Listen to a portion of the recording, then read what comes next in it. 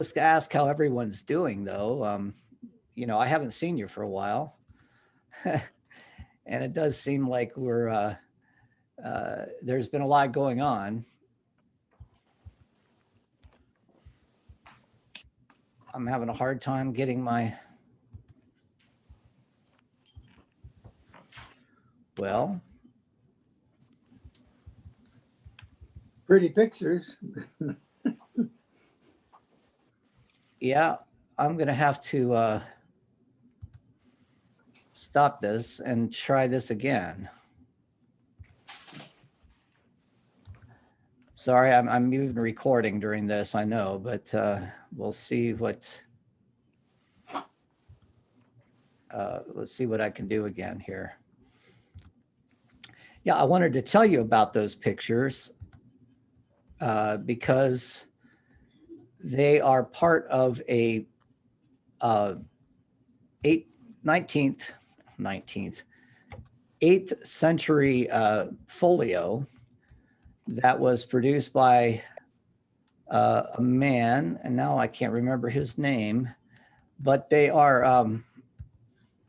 well, I don't know why this is happening. I guess I'm just going to have to try what's going on here. Um, but he created, now I can't remember his name, Liabana, Beatus of Liabana, lived from 730 to 800 of the Common Era. And he wrote this, basically a commentary on I just want to see if we're recording. Yeah, we're recording. I wrote this commentary on the book of Revelation, and in it, he produced all of these art images that are just so central to oh darn it. Oh, there we go. I don't know why I can't get back to where I want to go. My computer's not working for me for some reason. But these pictures I'm telling you about are from this folio in the 8th century. I looked into trying to get the text for myself, and there are 4 volumes of it, each of them being $100 a piece. So not good. So it's not something that I'll be able to buy anytime soon. But there's always that lottery option, which is part of my retirement option too, is my retirement plan. So, well, how's everybody doing, by the way? I haven't seen you all and just wondered what's happening in your lives. I guess Denny Store is not with us, but I just wanted to ask you all about the inauguration. I wasn't able to watch that, but any thoughts? We all uh, we all decided that we would skip this evening or this morning presentation or the class to watch the inauguration.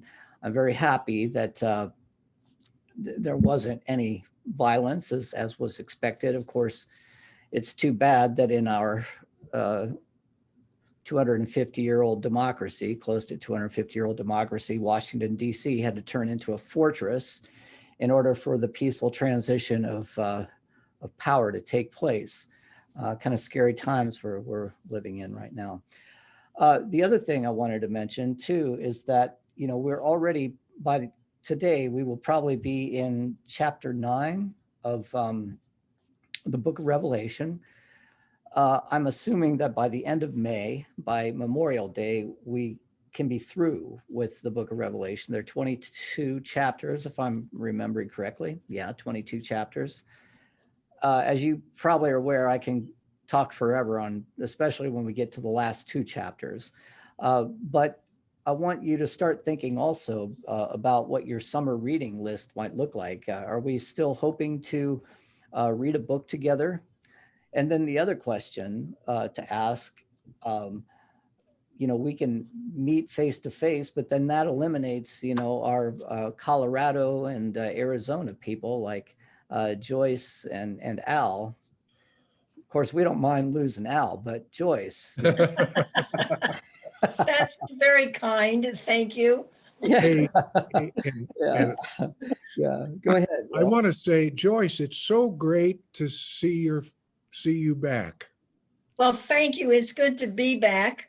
I'm still in physical therapy and will be for another month, but I am walking with a cane and a little bit without it. So my progress has been very, very good considering my Yeah. age. Yeah, that had to have been tough. Sorry. Well, yeah, I don't know what I was thinking. Well, I wasn't thinking, obviously, I was busy talking. So, but things are looking good. I have two of the daughters are here with me and they're taking very good care of me. So life is good and I'm glad I can be back. Yeah. Well, wonderful. It's Glad nice to having have you you. back. So, um, back to our understanding of our question about the book. Are there any suggestions? People, you all have talked about books amongst yourselves, I'm sure. But is there anything that you might want to start thinking about as a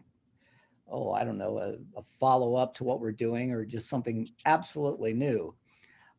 I want to move away from being the person suggesting books, because I don't know that what I'm reading is of interest to anybody. I mean, right now I'm looking at Philo of Alexandria. I don't know if you guys want to read Philo of Alexandria with me, but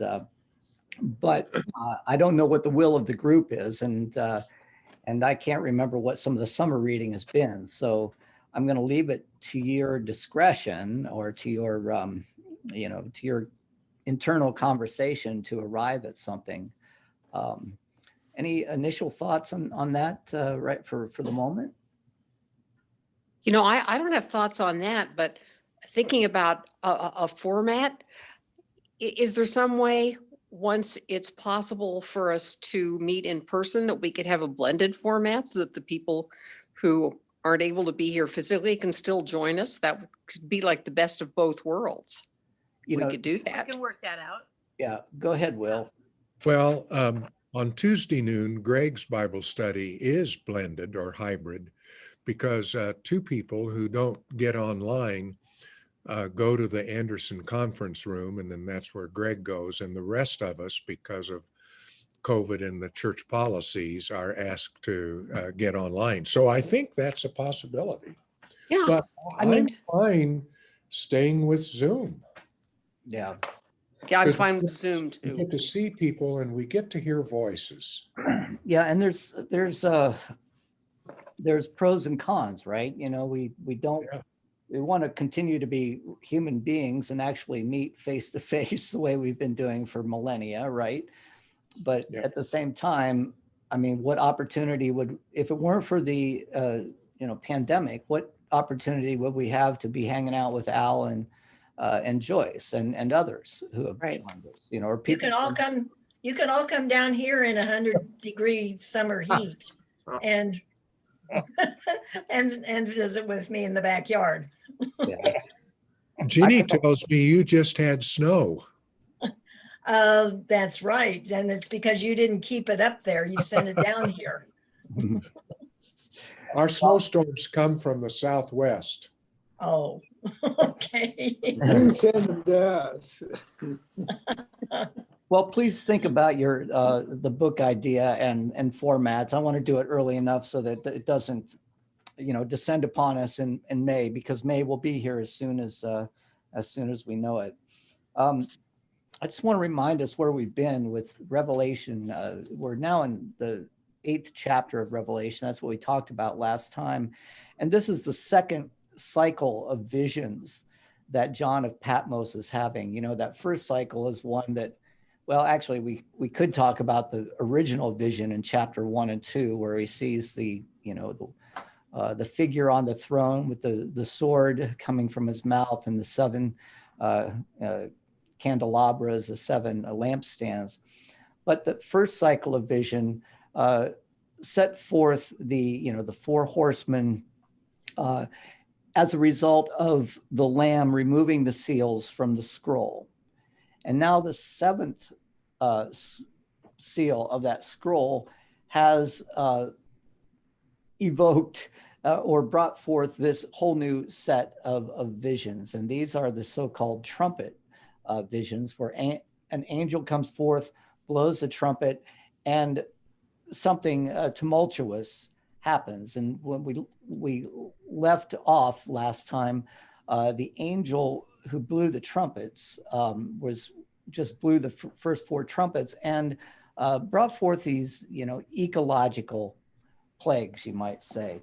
Let me see if I can pick up where we left off. Okay, the first angel blew his trumpet, and there came hail and fire mixed with blood, and they were hurled to the earth, and a third of the earth was burned up, and a third of the trees were burned up, and all the grass was burned up. Now remember this, because we are going to see in chapter 9 that angels are going to be told, wreak havoc on the earth, but don't harm the grass. Well, we've just been told here that all the grass has been burned up. So obviously there's no chronological sequence of events that's happening here. This is a vision, and visions are very much like dreams. They are atemporal. You know how your dreams are, right? They make perfect sense when you're in them. You can be walking along and come across a cat throwing pickles at you from a pyramid or something like that, and it all makes sense. Oh, that makes perfect sense. Purple cat throwing pink pickles at me. This is how John's visions are, right? And a lot of the dispensationalists, a lot of the people who want to take this literally as a foretelling of historical events will look to this and try to draw conclusions about, what's happening, at the current moment. Oh, well, this must be a foretelling of the, I don't know, the insurrection that happened at the State House. You can add anything to this. But when you think about this, all of these things tend to be happening in some form or another around us all the time, as if to say, as Jesus says, the end is going to come like a thief in the night. Be ready for it. Look for these signs. Well, these signs are always present with us. There's always famine present. There's always the threat of war. There's always the threat of internal dissension. And of course, there's always death, right? The four horsemen. And more to the point now, there's always this ecological destruction, this chaos that has entered into the natural realm. Denny, last time we were together, talked about the volcano Vesuvius that erupted in 79 of the Common Era. And I want to introduce you to a man named Pliny the Elder. No, it was Pliny the Younger, who one of his letters was written at the time. I mean, he was in or close to the volcano Vesuvius when it erupted.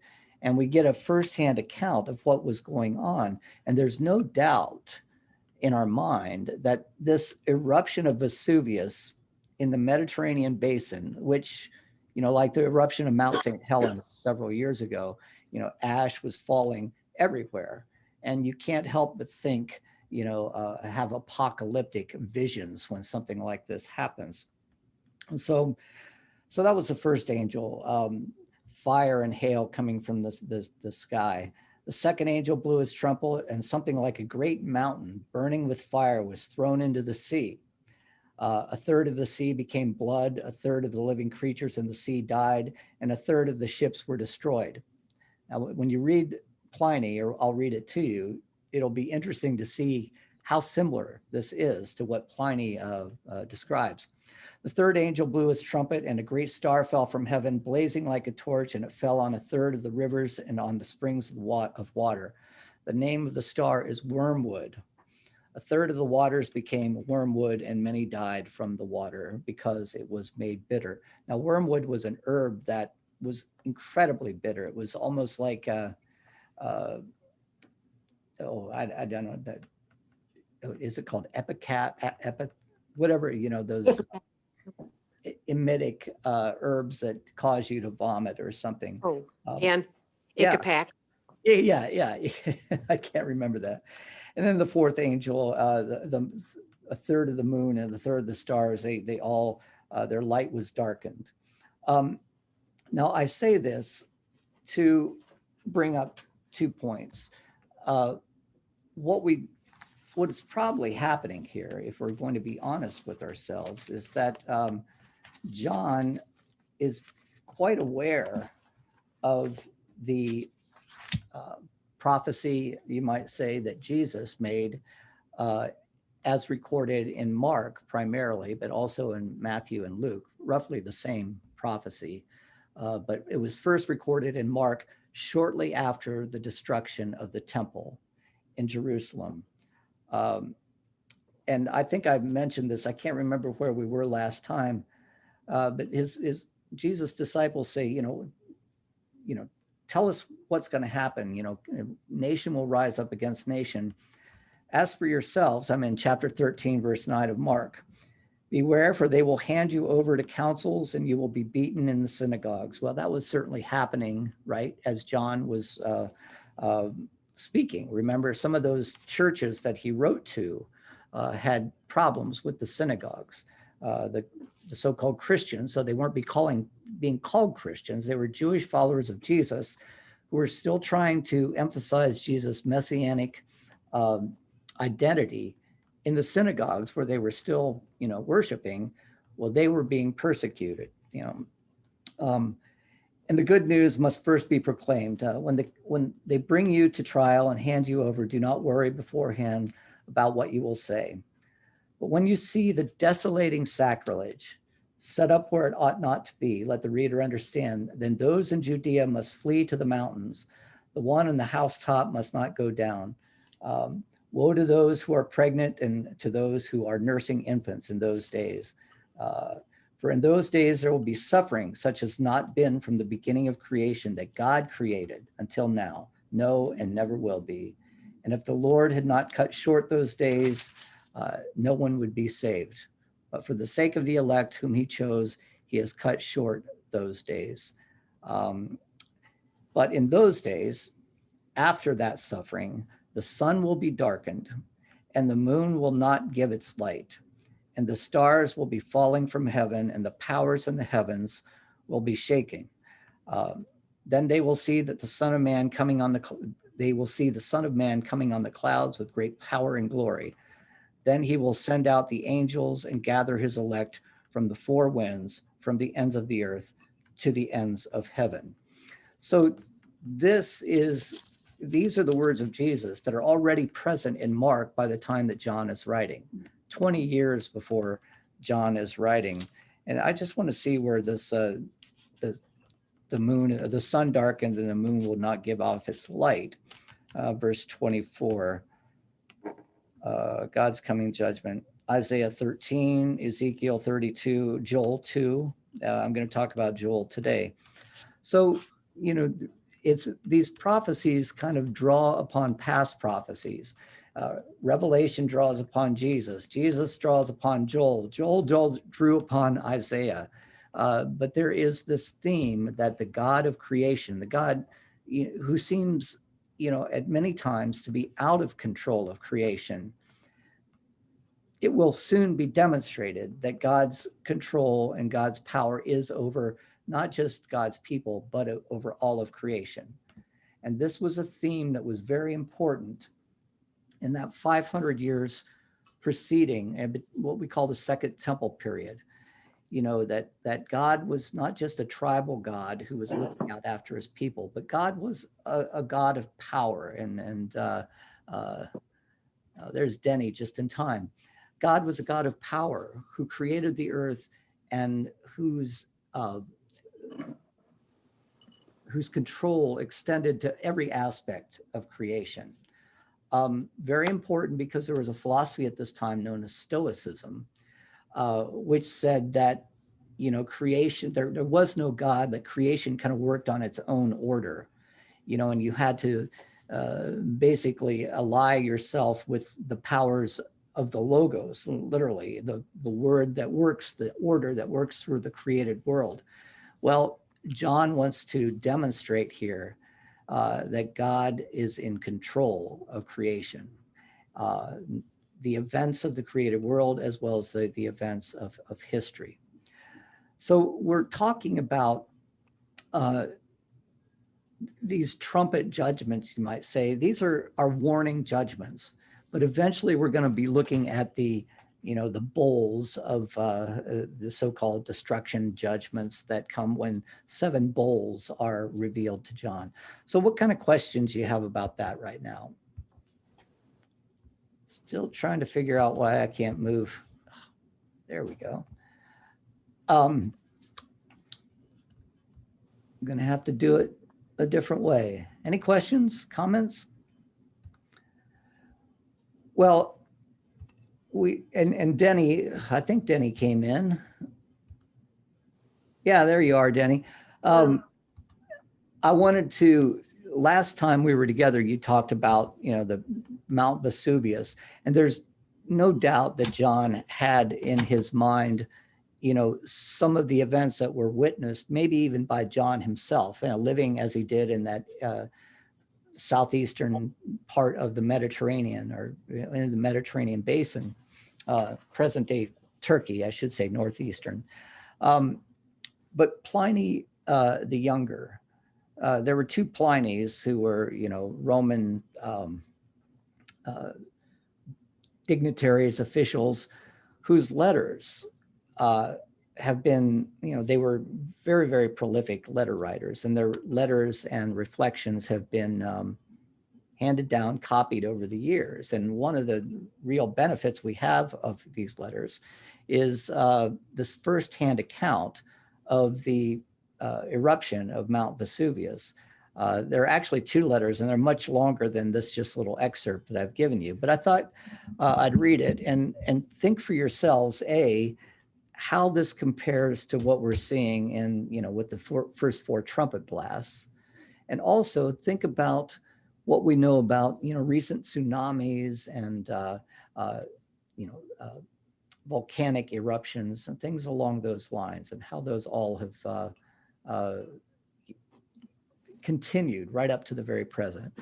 So Pliny, I'll give you the context. Pliny is writing to his friend about the death of his uncle in Vesuvius, as a result of Vesuvius.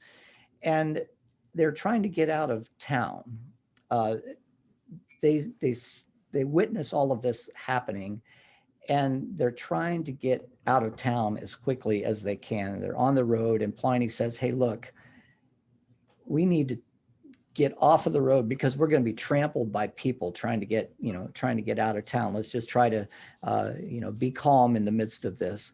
But there was great pandemonium happen. I love the word pandemonium. It's just like all of the demons, daemon, all the demons have been let loose.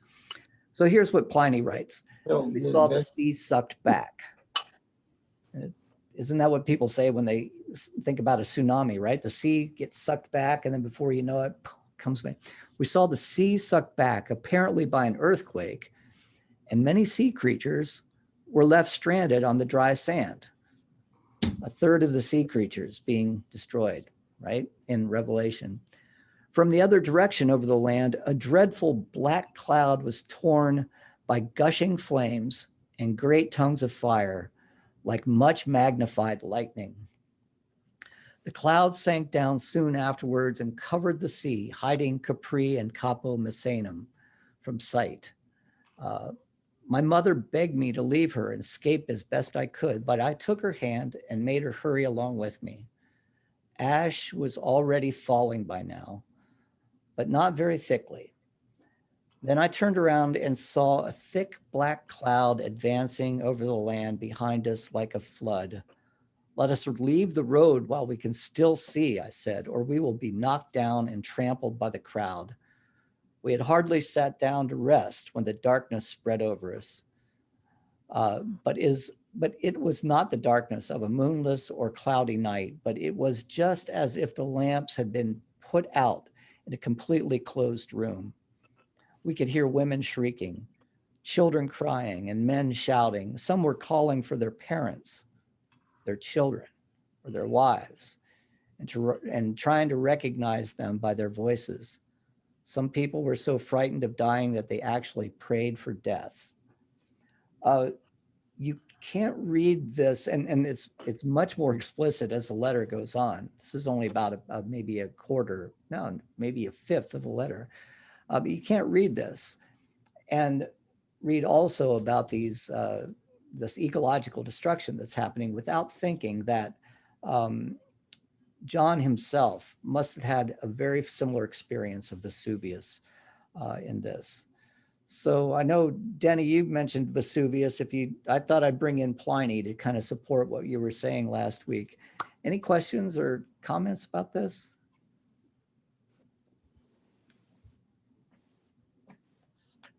I'm looking through the ranks here.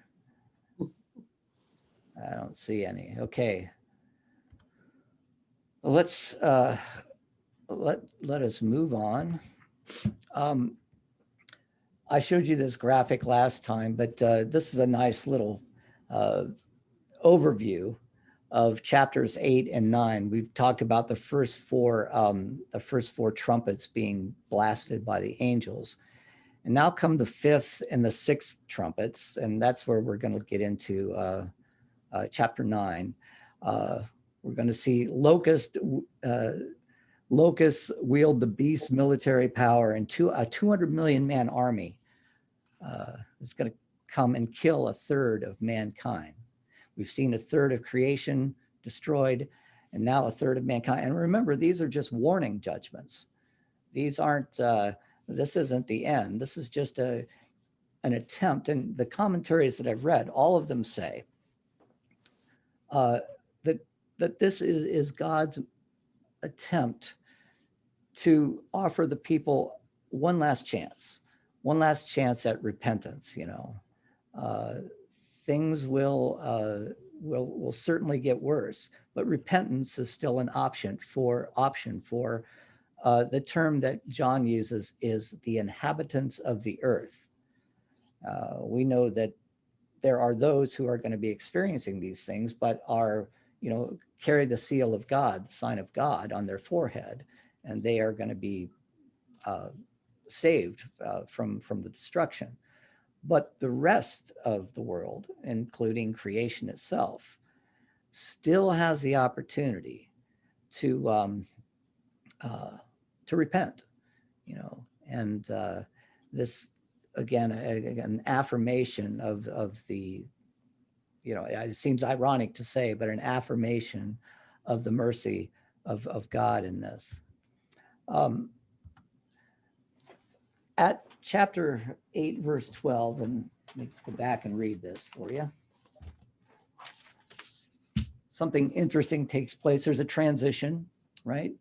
We're going to move from the destruction of the earth to the destruction or the near destruction of humanity. Then I looked, says John, and I heard an eagle crying with a loud voice as it flew in mid-heaven.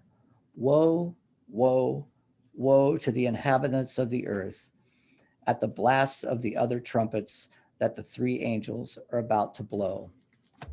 Woe, woe, woe, 3 woes, right? It's interesting that this word woe is actually an onomatopoetic word. And I should say before this too, the word for eagle and the word for vulture are the same in the Greek, or I should say they suggest one or the other. So we certainly know the vulture as a symbol of death.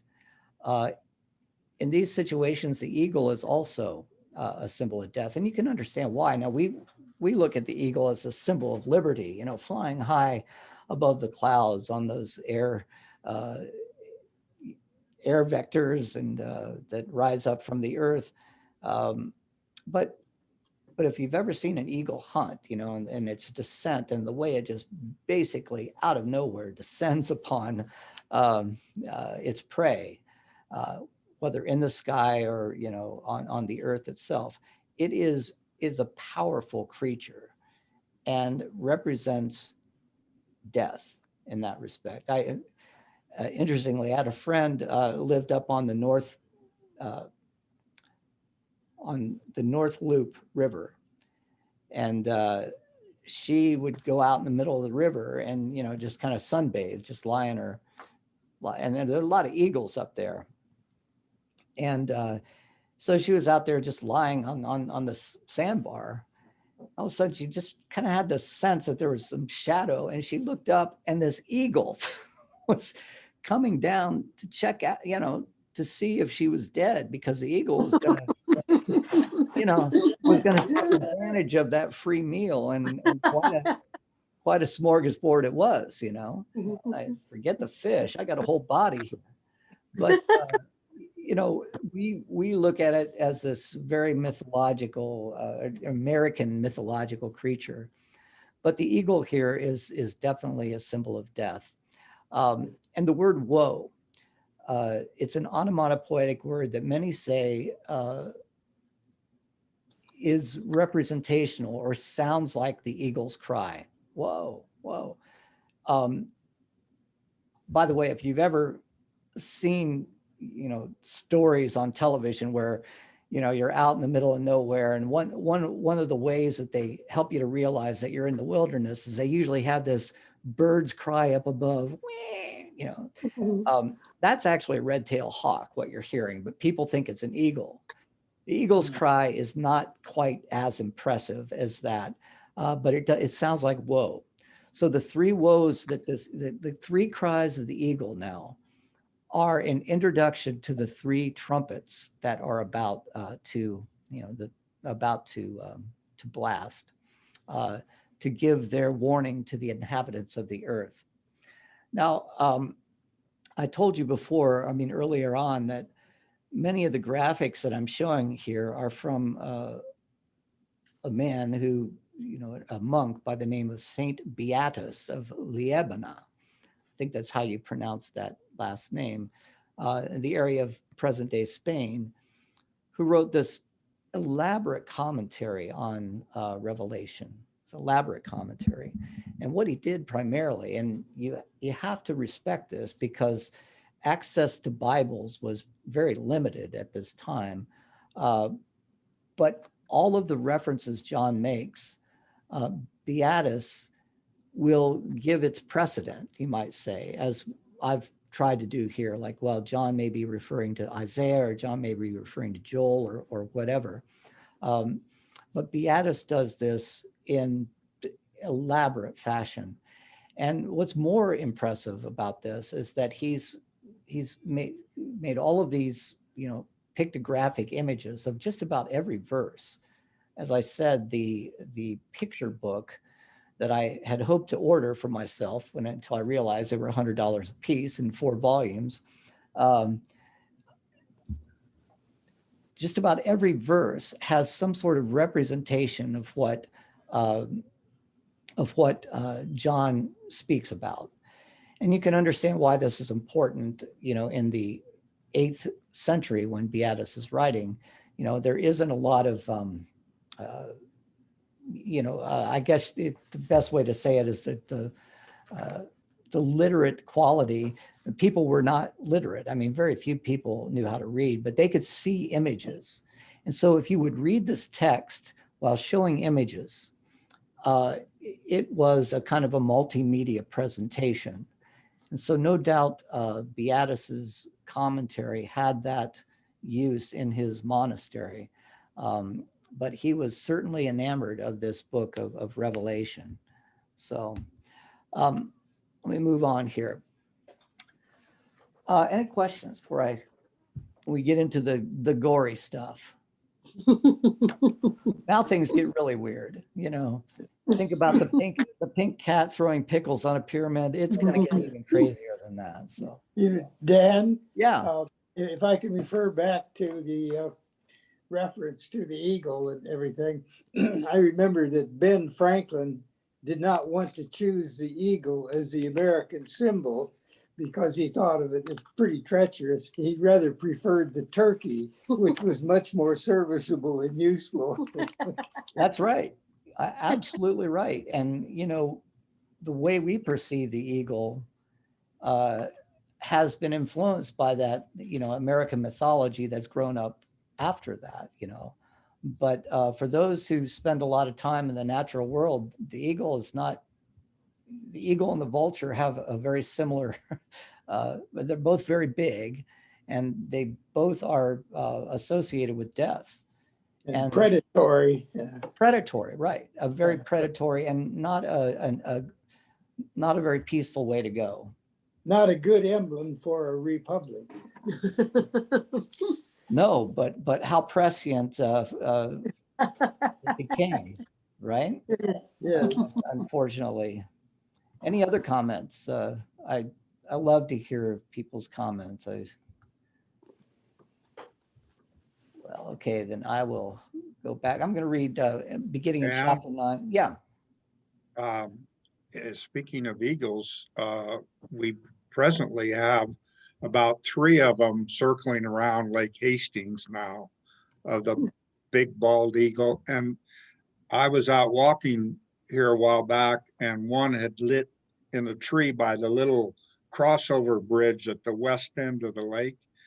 And they are just huge. Yeah. And it was a real eerie feeling as I walked along underneath that eagle sitting up there above me, wondering if maybe I was going to be meat for supper or whatever. But, it's phenomenal to watch those huge birds Right. circle and woo, like you said. Yeah. And it's a wimpy little cry, Yeah. It's not what you would expect from a big warrior bird like that, but that's why they usually have to mask it with the red-tailed hawk's cry. Whenever you hear an eagle on television, you're really hearing a red-tailed hawk, just so you know. So, okay, I'm going to read chapter 9, verses 1 through 12. Things are going to get pretty strange now. Now the 5th angel is going to blow his trumpet. And I saw a star that had fallen from heaven to earth. And he, the star, so this personification here, and he was given the key to the shaft of the bottomless pit. He opened the shaft of the bottomless pit, and from the shaft rose smoke like the smoke of a great furnace. And the sun and the air were darkened with smoke from the shaft. Another rendering of this Greek word, actually the literal word is abyss, the abyss. I don't like shaft. It sounds like an elevator thing or something or other. Then from the smoke came locusts on the earth, and they were given authority like the authority of the scorpions of the earth. They were told not to damage the grass of the earth. Now, remember, that's the grass that has already all been destroyed. They were told not to damage the grass of the earth. Grass of the earth or any green growth or any tree, but only those people who do not have the seal of God on their foreheads. Remember, referring back to those who are going to witness and experience this devastation, but nevertheless are protected by the seal of God on their foreheads. They were allowed to torture them for 5 months, but not to kill them. And their torture was like the torture of a scorpion when it stings someone. And in those days, people will seek death, but will not find it. They will long to die, but death will flee from them. In appearance, the locusts were like horses equipped for battle. On their heads were what looked like crowns of gold, and their faces were like human faces, their hair like women's hair, and their teeth like lions' teeth. They had scales like iron breastplates, and the noise of their wings was like the noise of many chariots with horses rushing into battle. by the way, Jane, this is the place when you said that an emotional response. Well, when you think of chariots rushing into battle, it's almost like thinking about nuclear weapons for us, right? But actually, not even a good analogy. But this would have placed the fear of God in people's hearts, because chariots were these overwhelming war vehicles that against which there was very, very little defense.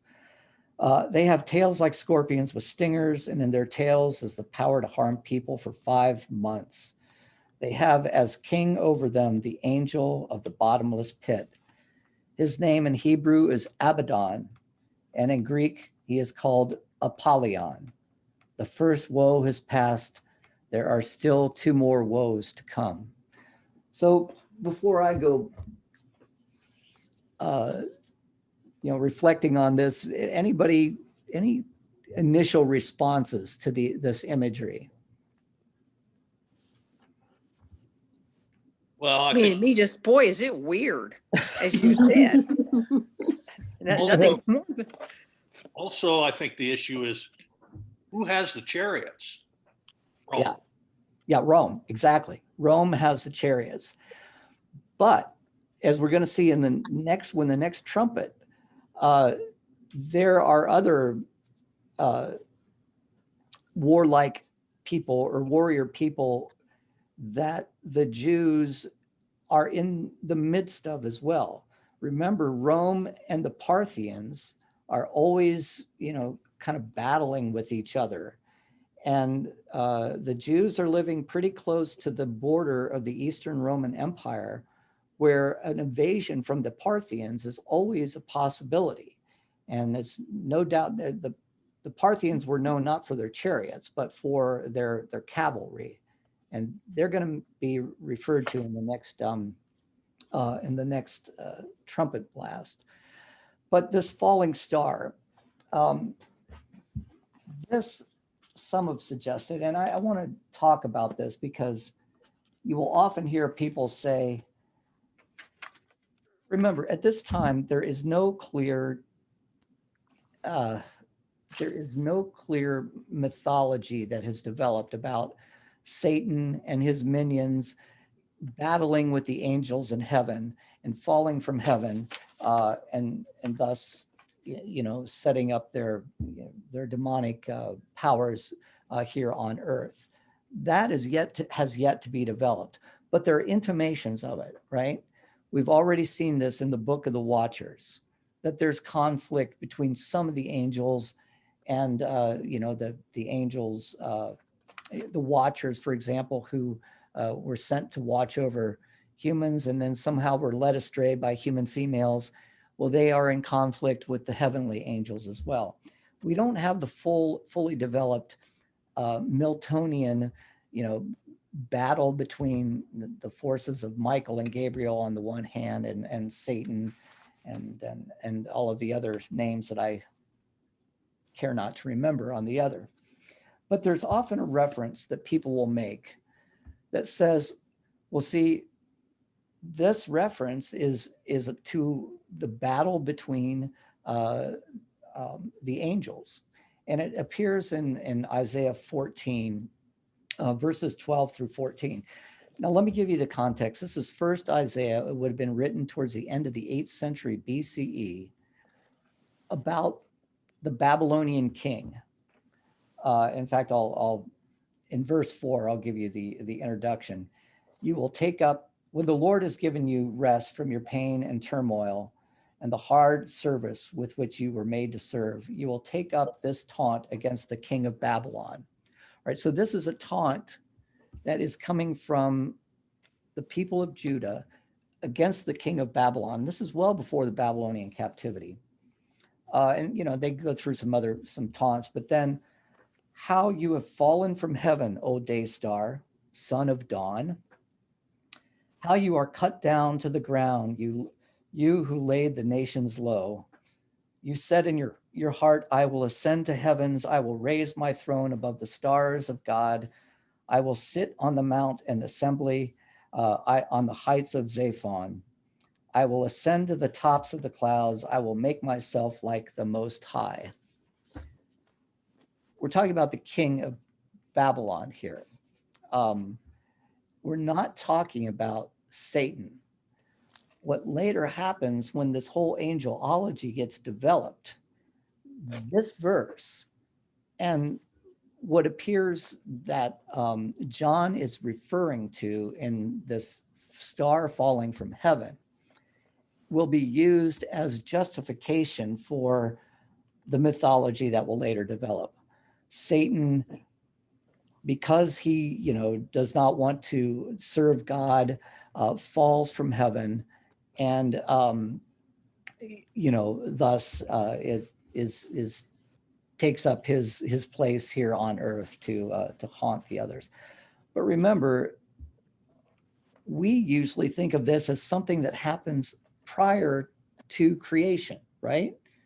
If we're looking at Milton, we know that this dissension, this conflict in heaven happens prior to the world being created. It's already taken place by the time Adam and Eve come onto the scene, or it takes place simultaneously. I mean, it develops in various ways. But one of the stories is that Satan himself did not want to bow down to Adam, the greatest of God's creation.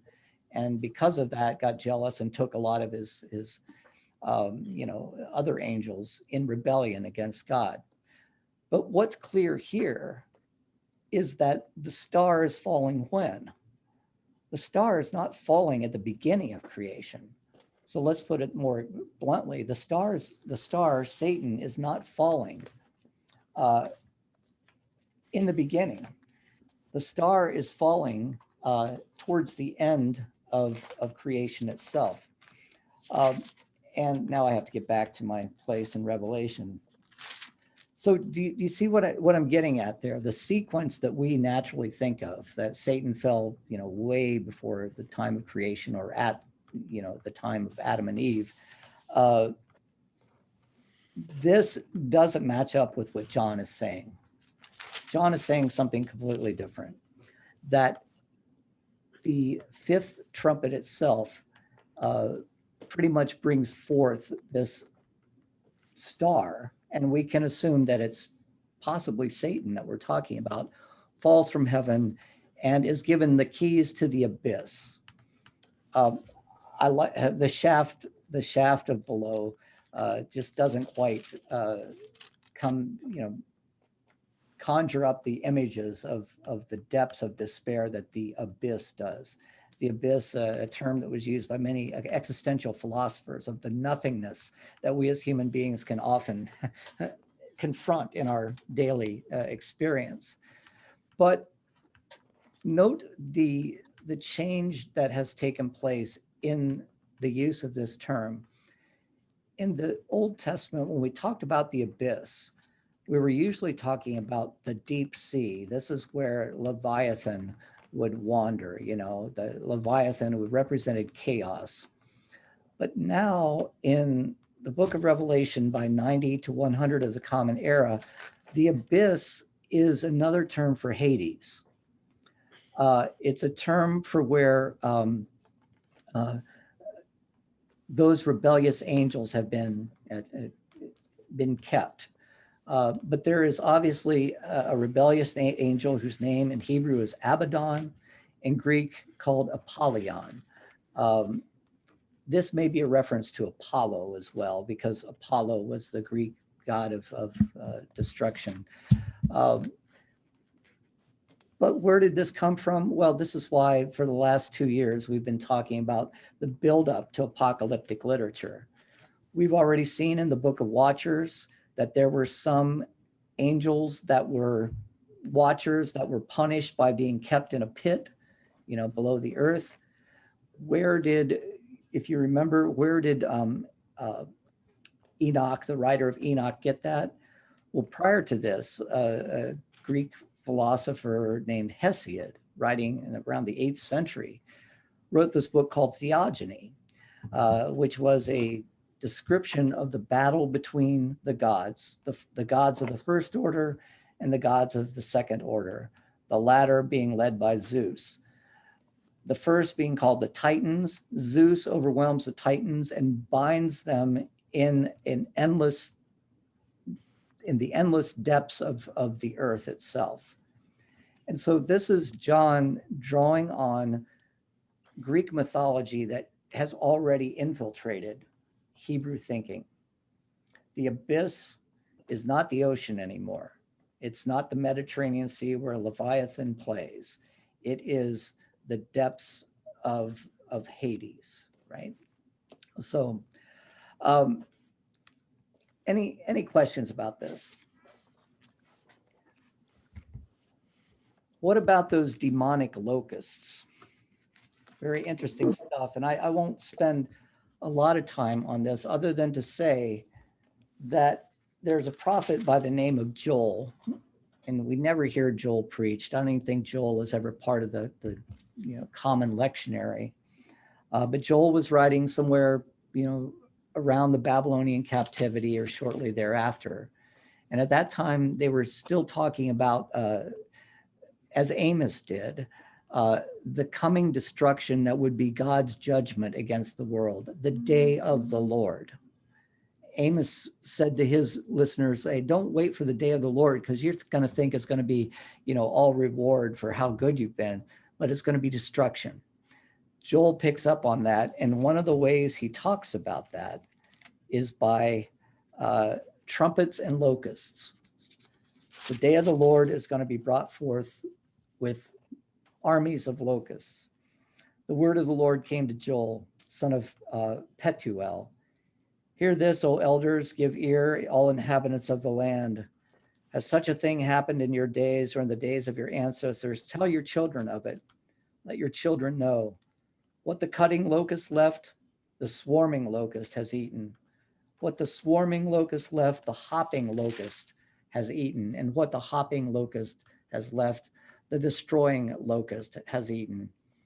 Then he goes on, wake up drunkards, all you virgins, dress in sackcloth, be dismayed, you farmers, destruction is at hand. And finally, after a whole chapter of this, Joel talks about blow the trumpet in Zion, sound the alarm on my holy mountain, let all the inhabitants of the land tremble, for the day of the Lord is coming, it is near, a day of darkness and gloom, a day of clouds and thick darkness, like blackness spread upon the mountains, a great and powerful army comes.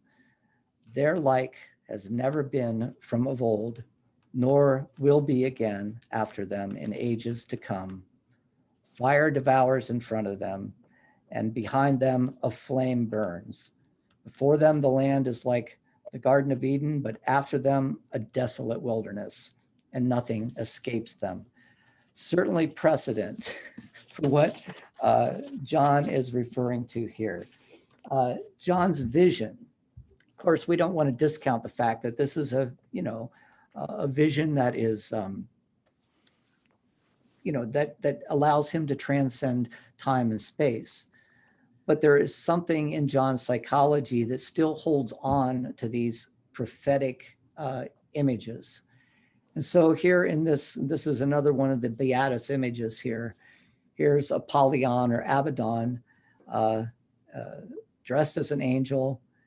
And here we have the locusts with the lions' heads and tails like scorpions, and they are destroying the inhabitants of the earth.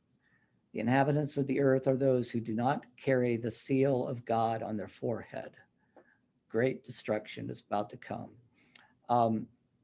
But note, isn't this interesting? There's this transition from ecological destruction to something that's much more human in character, but it's a hybrid, right? It's still ecological, but it just takes on all the trappings of humanness, right? This is an army, but it's an army of locusts, This is an army that has the power to destroy, but it does so in the most painful way.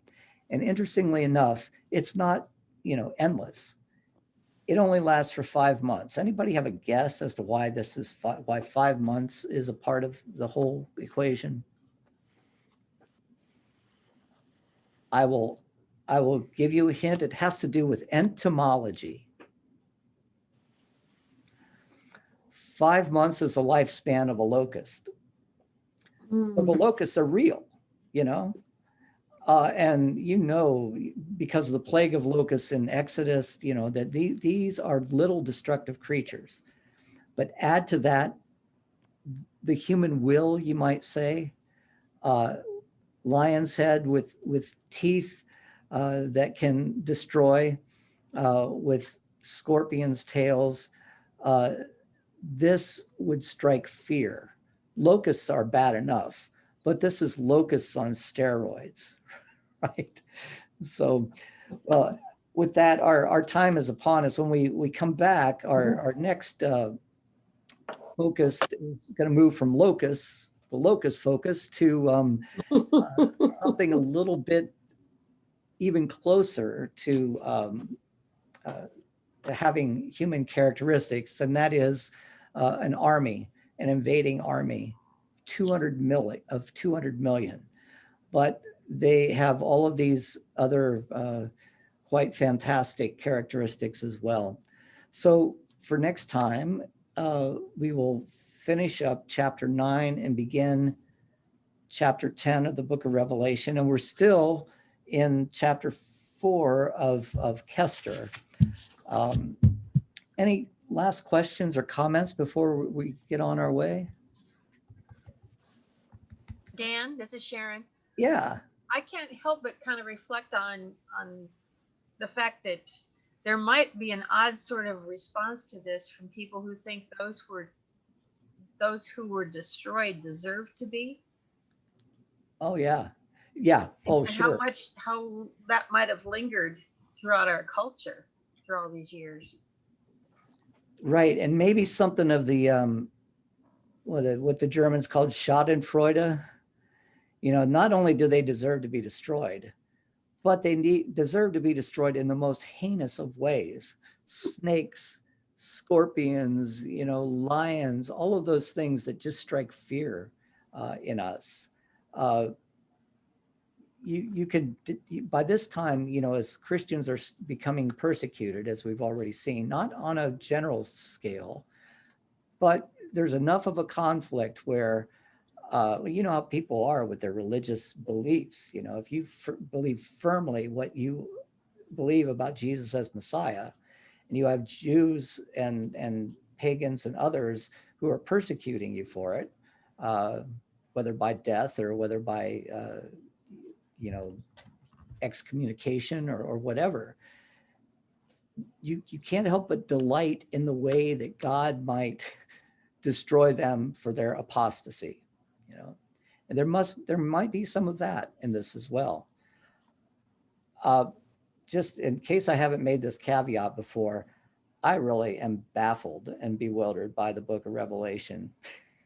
I'm not speaking from any kind of expertise here, other than what I've read from commentaries and thought about over the years. But Kester is our man when it comes to, at least for Protestant theologians. Any other comments? Okay. Well, Dan, one thing I might add, some of the imagery that's maybe derives from what happened with the eruption of Mount Vesuvius, I think there's been a lot of thinking over the centuries anyway, that Pompeii was this prosperous but really wicked place, and that there was that volcanic eruption because they were wicked, and then because they weren't good to Christians. And I've not read Pliny, but I did read Bulwer Lytton, The Last Days of Pompeii, which is kind of a chore, but interesting. And it is just full of that kind of stuff, the characters there. And I'm thinking he didn't just invent that out of whole cloth. He's looking at sources. Right. Absolutely. That's The Last Days of Pompeii. I don't know that one, Anne, but you say it's a chore, huh? Oh, yeah. It's a chore. It's a chore, but in its way, it's a really important book. Yeah. Good. And Bulwer Lytton is known in literary circles for all kinds of things, among them for having written the world's worst opening line, "It was a dark and stormy night." Oh, really? It's a dark and I didn't realize that. Well, that's a great word to end on, unless there's somebody else who would like to say something. Okay, well, please think about, how you would like to energize yourself intellectually with another book over the summer. There are all kinds of possibilities, and you're all scholars and intellectuals. So, Certainly. oh, except for Jane, I saw that voice, Jane. So. No, but it's really fun what we're doing, and I think we'll be ready for something new after 3 years of studying apocalyptic literature. So, thank you, everyone. Well, thank Thank you, you. Dan. Thank Yeah, you. I'm on my way. See ya. Okay. Mhm.